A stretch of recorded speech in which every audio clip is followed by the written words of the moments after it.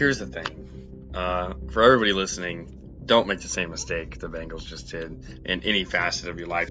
People are going to get hurt. It's the hockey season. What about the Jared Cook play on the sideline? I was very tempted to just put defense. I'm saying it right now. If Anthony Davis is out for the playoffs, they don't make it out of the first round. Come on, Austin and I have been saying this ever since Joe Burrow got injured. I don't really think the Dodgers are going to make the World Series this year. I feel like they'll make it to the NLCS. The Fernando Tatis extension, because that really surprised me.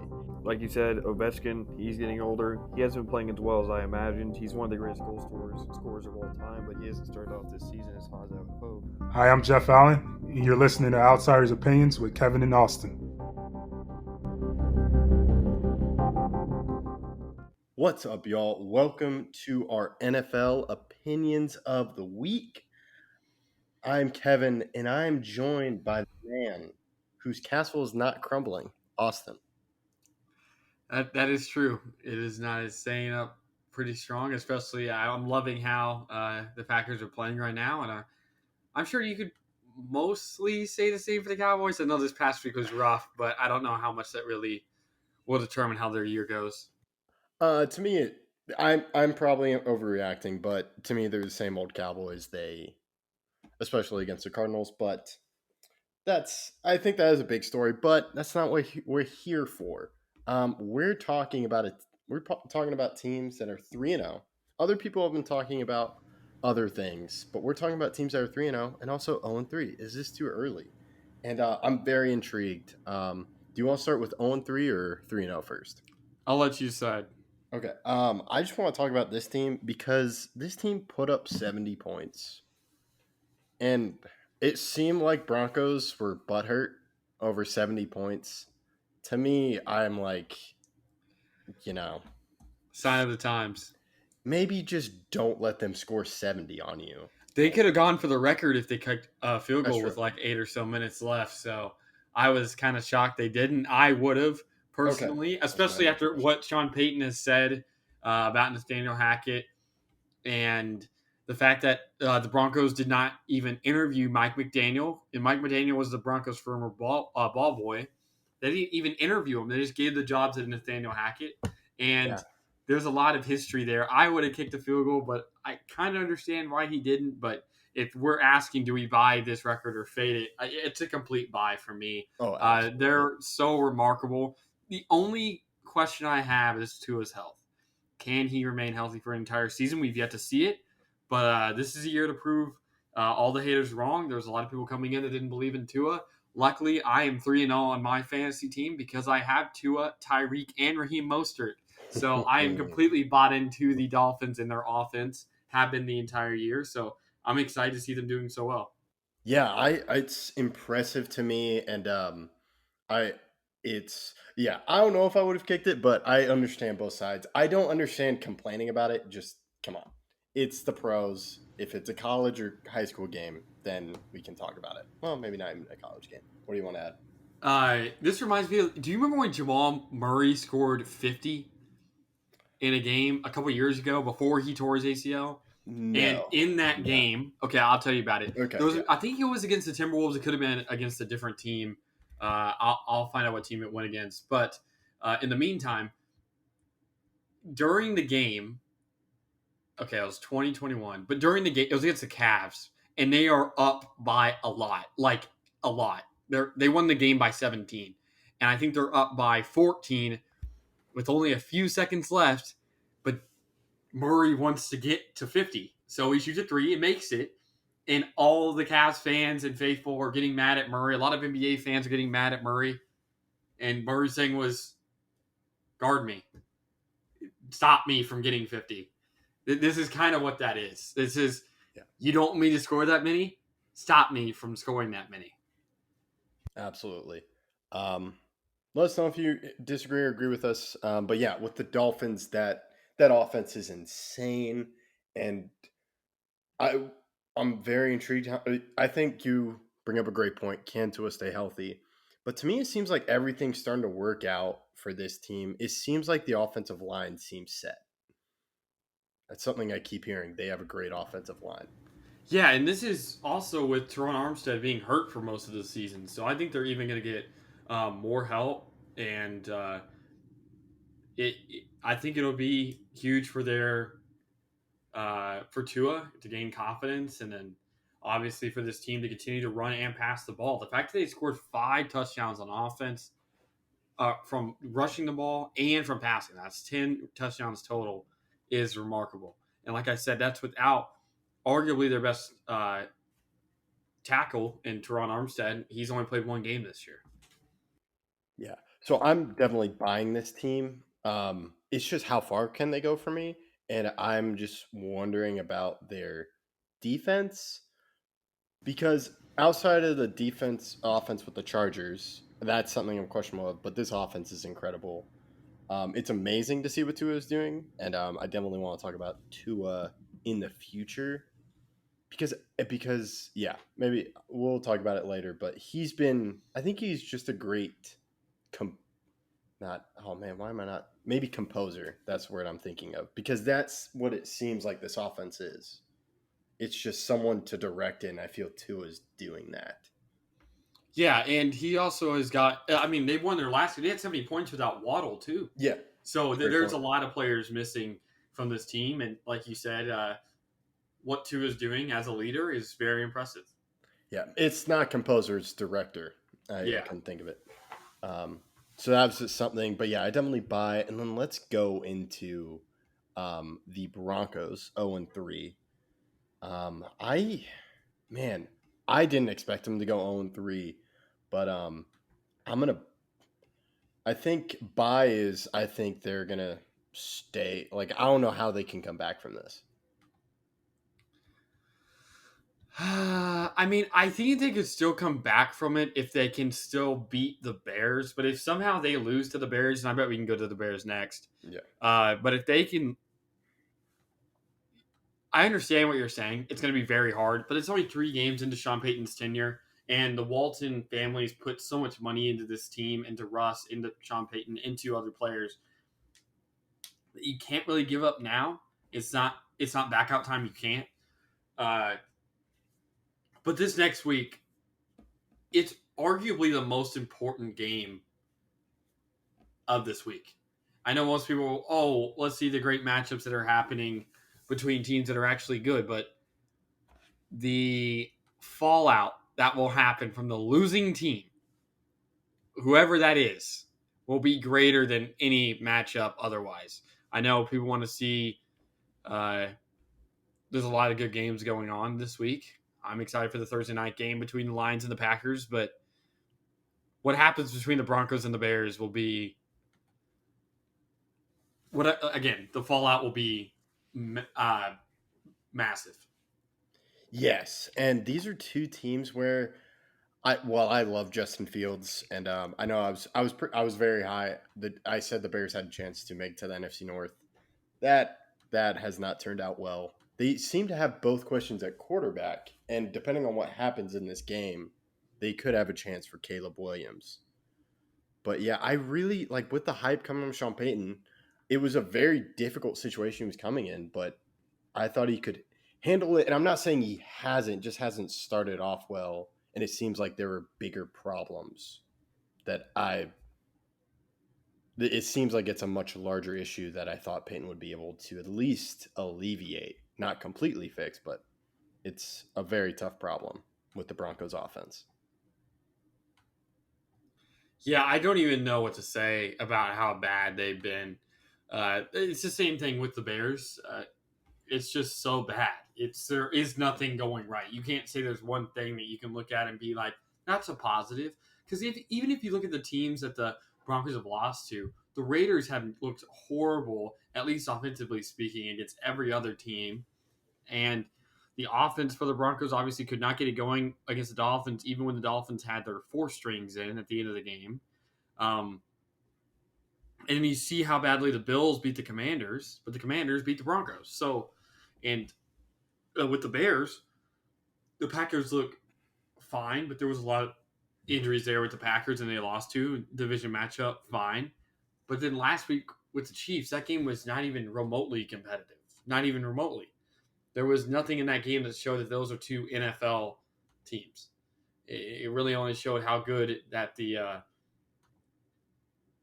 Chiefs are and how dysfunctional that the Bears have been. And then the Bears also lost to the Bucks, and that game was double digit. They've lost double digits every game, so it just horrible. If we're buying, I buy both of these records. I think both of these records are true to what they are. I buy both of them.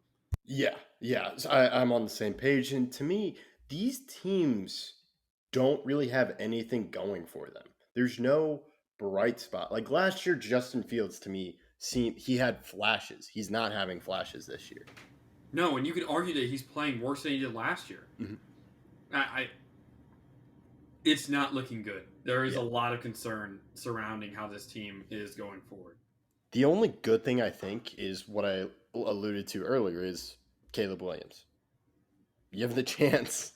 But here's the thing. Caleb's dad said it before, and I understand it because he's making money from the NIL, that he may not even commit to the draft. And if that's the case, then what are you doing this for? There is zero going for you. And That's it just a fair seems point. like, it just seems like chaos. Yeah, because there's no player where I'm like, man, okay, that's someone they can build around. I haven't seen that with the Bears. There's just dysfunction at that place, which is just terrible to see. Because I have a soft spot for the Bears. And then, it's just too tough right now. Let's go 3-0 team.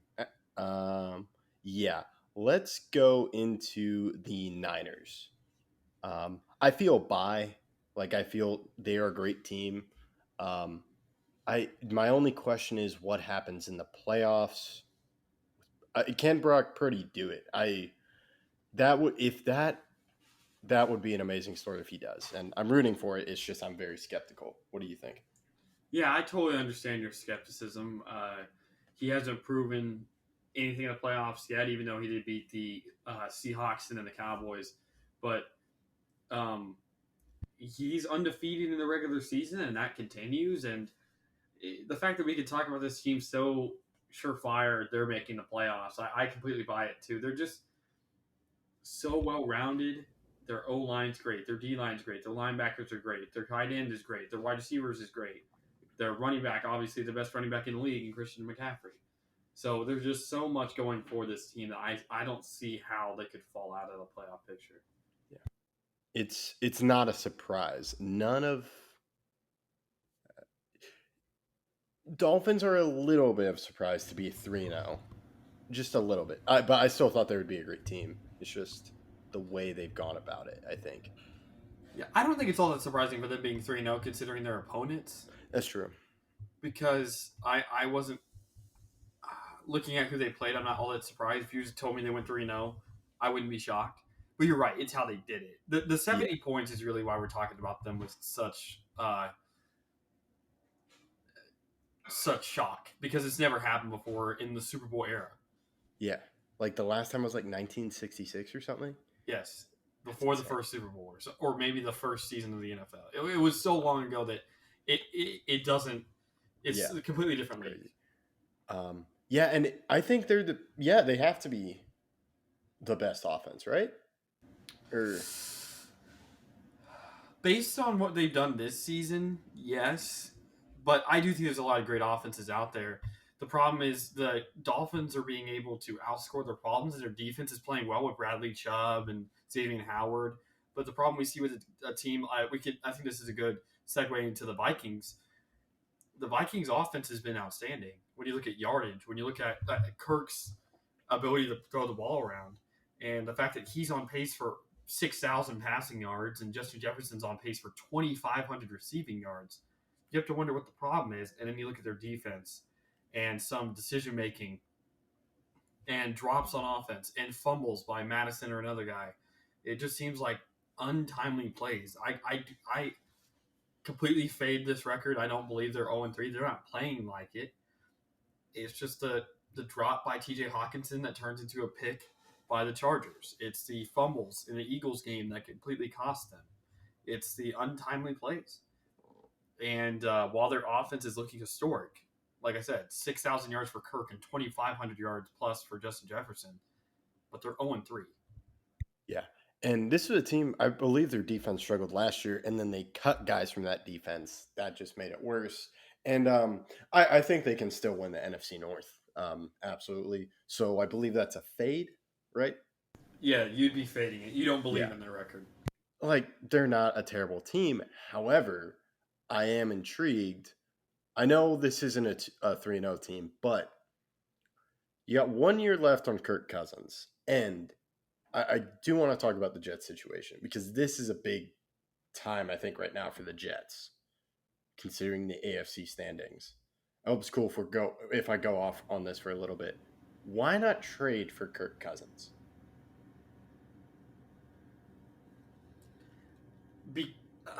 You're asking. I'm so you don't if the Vikings were approached with a deal from the Jets. Right now, I still think the Vikings believe in themselves. They played too well offensively. Okay. Like, they've been too good. So that's why I don't think they would trade Kirk Cousins. Now, if you're asking why the Jets wouldn't want Kirk Cousins, I don't see as clear of a picture. I think that they would. But at the same time, I don't think the Vikings don't. I think the Vikings believe in themselves. And I think that Kirk is played out of his mind. So is Justin Jefferson. So is his offense, as long as they can stop fumbling the ball. So I think they believe in themselves. Now we get to week 7 and they are 2-5. Maybe we're asking a different question, but I don't think they want to trade Kirk. Gotcha. Okay. Yeah, I know I'm a Kirk Cousins hater. I think he's a solid quarterback, and I'd be interested to see what would happen with the Jets. Well, I feel like it's more likely that you just want to see a Rodgers to the Vikings flop. No. No, here's the thing. Here's why I think Kirk Cousins. He's got 1 year left. This is his contract year. Because with the Jets, to me, you can't let this season go. You can with the assumption that Rodgers comes back next year. Okay. Because I feel like that even though this year, yes, you don't want to let it go. You have so many guys on the roster that are good. Those players are still really young. Sauce Gardner, second year. Garrett Wilson, second year. Breece Hall, second year. There's a lot of guys on this team that aren't that old. So I don't think that by wasting, quote unquote, a year won't obviously will hurt because you came into this season with the anticipation that you would be contenders. But it's not the end of the world.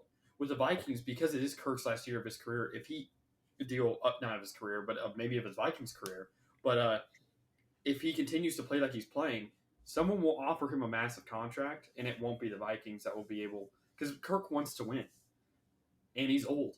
He's 35, which I guess isn't that old for a QB nowadays, especially with how he's playing. But the clock is ticking, and he does not want to be in a system that's going to lend himself to losing.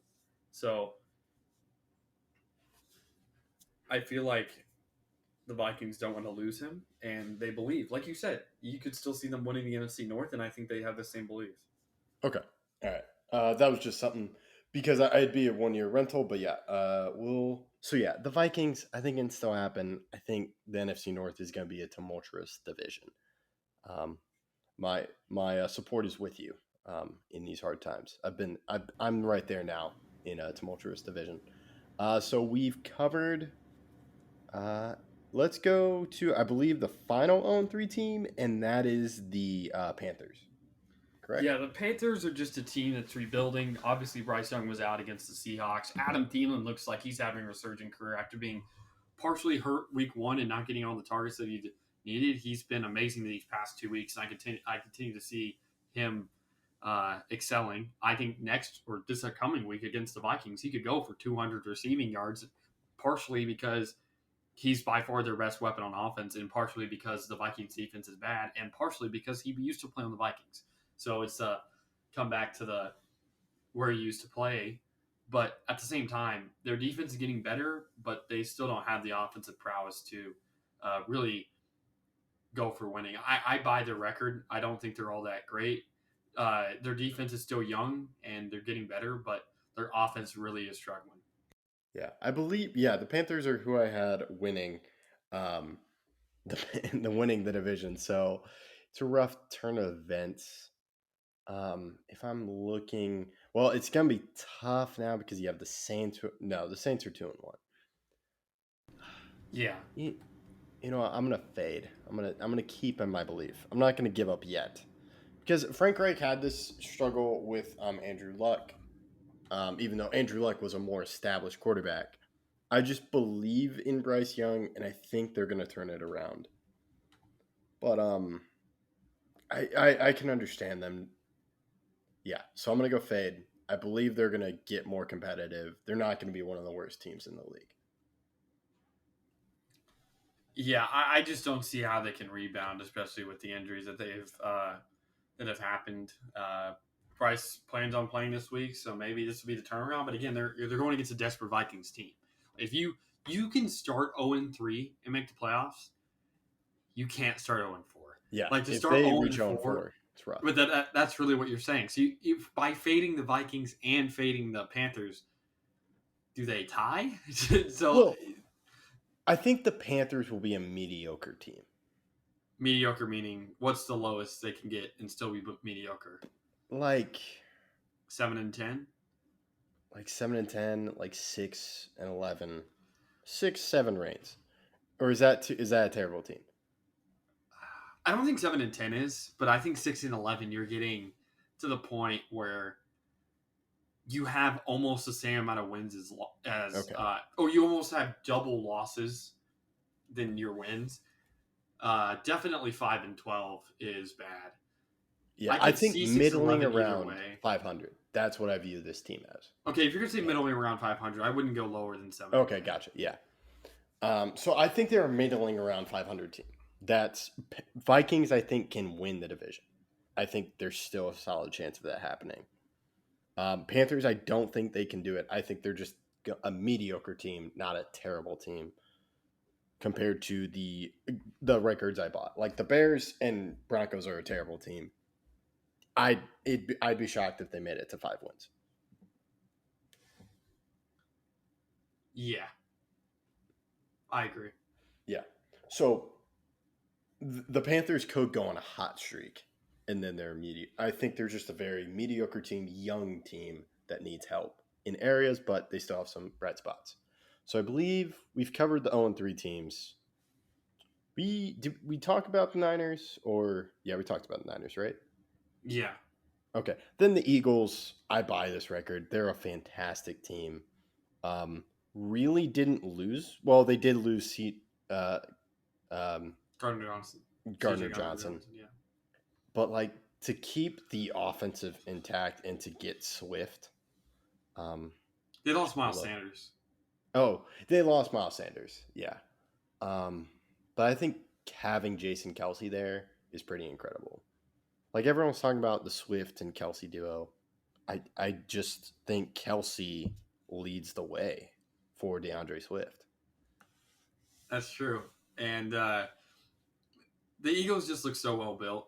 I don't think they're the best team in the NFC at the moment. I would definitely take the 49ers over them, but I buy this record wholeheartedly. Obviously, they're not going to finish 17-0, but I easily see a 12-5, 13-4, 14-3 record in their future. Did you know Jalen Hurts' stat record or wins record in the last 21 games he started, he's won 20? Yeah, and his only losses against the Commanders. Wow, that's crazy. Taylor Heineke. I don't know. I think I still go with them. They're a different team on defense now because of Gardner Johnson, but they also added Jalen Carter. That's true, but the 49ers defense is, I think, better. And I think the versatility that you get with McCaffrey and Debo on offense can really, along with the great O-line, I mean, the Eagles probably have the best O-line, but the 49ers are not far behind. So between those two, it really is a 1-2, a 1A, 1B situation. I'm fine with you saying either. At this moment, I'm taking the Niners, but I could see either way. Yeah, I think to me it goes, I trust Jalen Hurts more than I trust Brock Purdy. But Purdy, okay, Hurts was in the Purdy situation his first year as a starter. So because he led them to the playoffs, and obviously they struggled against the Bucs, and then the next year Hurts was very good, and they got obviously all the way to the Super Bowl. I think Purdy needed a full year or half year starting, and then this year is his first full year starting. And the streak between both of those guys, the last regular season. In the regular season, last 21 games, Jalen Hurts is 20-1. Well, every single regular season game Brock Purdy's played, he hasn't lost. So That will be. That's a good argument. Yeah. Yeah. But yeah, we're not surprised that these are the top two teams in the NFC. I think going into that, if you said someone else, I'd be like, why? Like, they didn't lose anything major. Exactly. So yeah, that's it. I believe. Really good starts, and that's all I got. Austin, I'll let you close it out. Yeah, thank you guys for listening. Is there a team that we should be buying that is either worse or better than we expect, or is there a team that we should be fading? Let us know in the comments. But thank you guys for listening.